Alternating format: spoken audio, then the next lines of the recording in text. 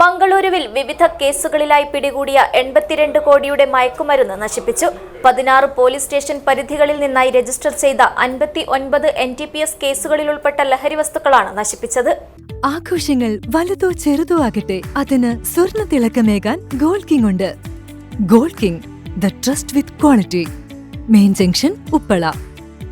വിവിധ മയക്കുമരുന്ന് കേസുകളിലായി പോലീസ് പിടിച്ചെടുത്ത 82 കോടി രൂപ വിലമതിക്കുന്ന മയക്കുമരുന്നുകൾ മംഗളൂരു സിറ്റി പോലീസ് നശിപ്പിച്ചു. 16 പോലീസ് സ്റ്റേഷൻ പരിധികളിൽ നിന്നായി രജിസ്റ്റർ ചെയ്ത 59 NTPS കേസുകളിൽ ഉൾപ്പെട്ട ലഹരി വസ്തുക്കളാണ് നശിപ്പിച്ചത്. കോടതിയുടെ പ്രത്യേക അനുമതിയോടെ കഴിഞ്ഞ ദിവസം മുൽക്കിയിലെ കൊൾനാട് ഇൻഡസ്ട്രിയൽ ഏരിയയിൽ വെച്ചായിരുന്നു നടപടി. ഡ്രഗ് ഡിസ്പോസൽ കമ്മിറ്റിയുടെ മേൽനോട്ടത്തിലാണ് മയക്കുമരുന്നുകൾ തീയിട്ട് നശിപ്പിച്ചത്.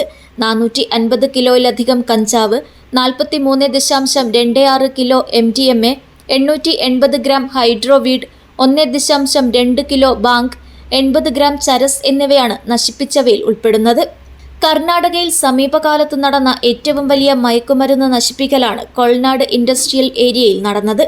ഉന്നത പോലീസ് ഉദ്യോഗസ്ഥർ ഉൾപ്പെടെയുള്ളവർ സ്ഥലത്തെത്തിയിരുന്നു. News bureau, Mangaluru.